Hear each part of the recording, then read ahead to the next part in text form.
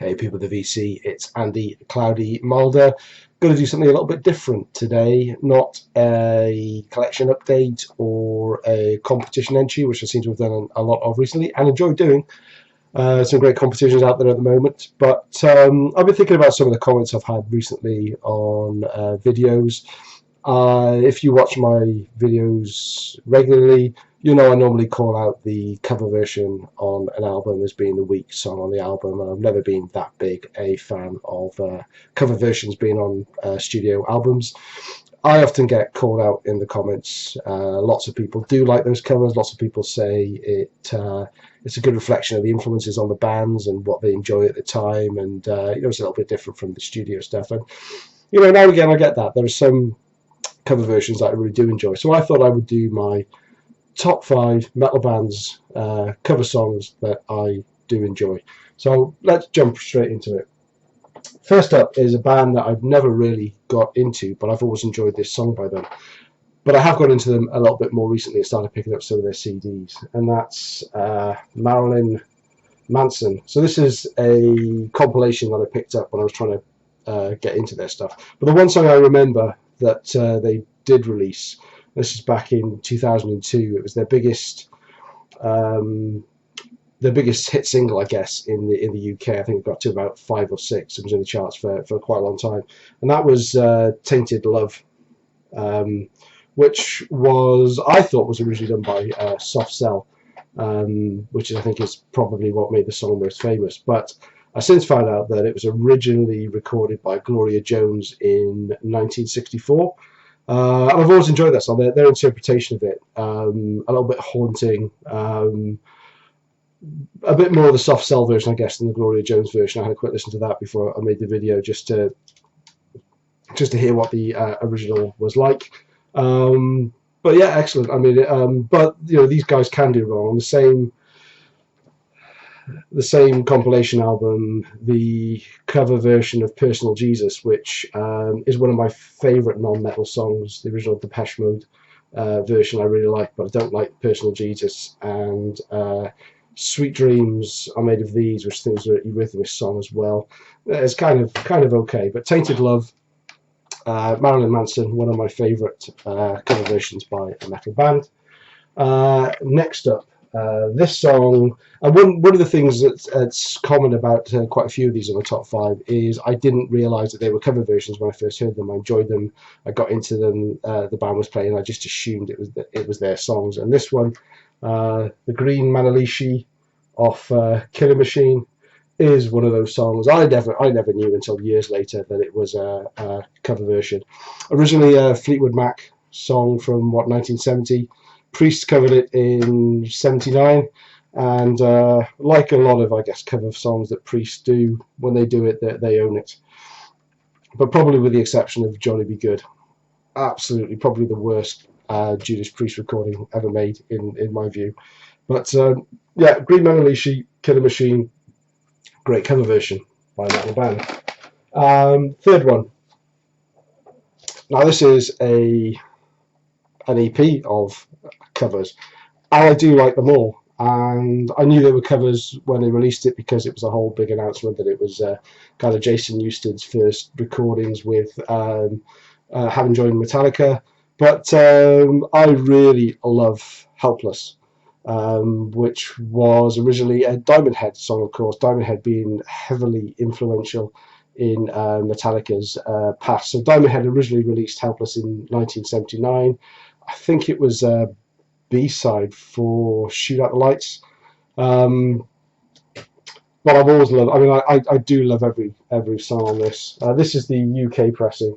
You notice it's only got 4 tracks on it. Now, I recently did a video for Andy's Vinyl Den, his 10 perfect albums. I mentioned that my perfect albums have to be the right tracks in the right order, and different versions of that album spoil it for me. This is the definitive version of $5.98 EP Garage Days Revisited to me.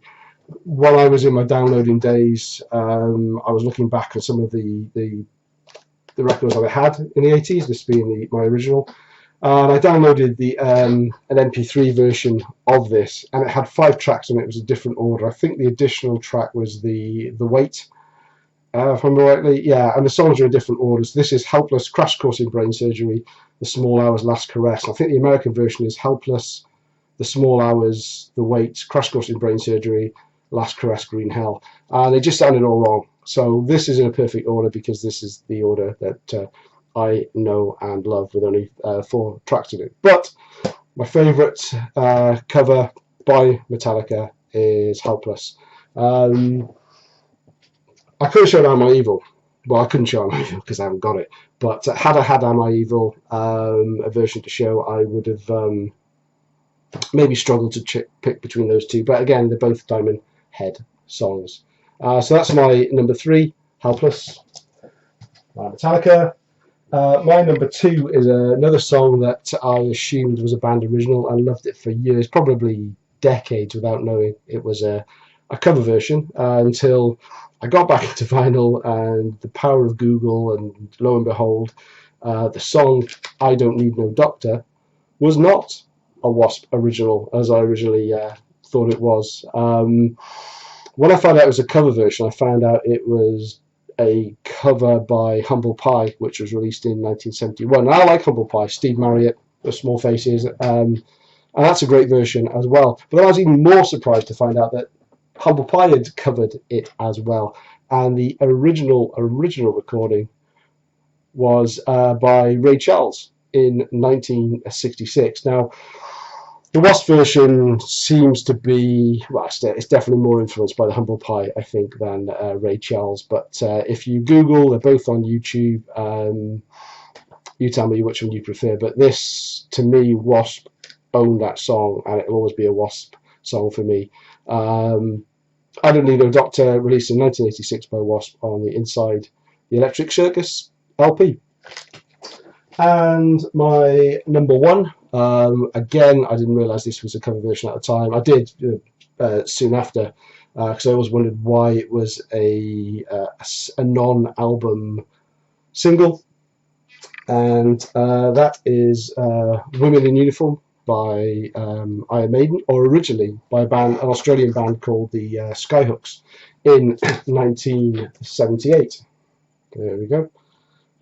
It's accompanied by Invasion, which is also a non-album track, which is really, really good, and a live version of Phantom of the Opera from the Marquee Club in London in 1980. So this is the Paul Di'Anno edition of Iron Maiden, if you like. So apparently, this was released in 1980. Steve Harris never liked this, apparently. They got AC/DC producer Tony Platt to do this for them, but apparently Tony Platt and the then guitarist Dennis Stratton, they played with a mix behind Steve Harris's back, and he found out. Subsequently, Platt was sacked. Harris remixed it himself, and apparently he went on to say that he would never, ever, ever to allow anybody outside to fuck around with his music again. But I love it. I mean, if you look at the lyrics to the original, they've played around with it a bit. There's a verse or two less, and the lyrics are a little bit more suggestive. But every time I hear Commando Raid on the Lebanese border, Sergeant Anita, she gives the order, khaki jacket and a love gun, baby I surrender, let's have some fun. Instant smile on my face. I absolutely love this song. This is one of my favourite Maiden songs, and it's not an album track, and it's not actually a Maiden song. Steve Harris may not like it, but I absolutely love it. So there we go. I do like some cover versions.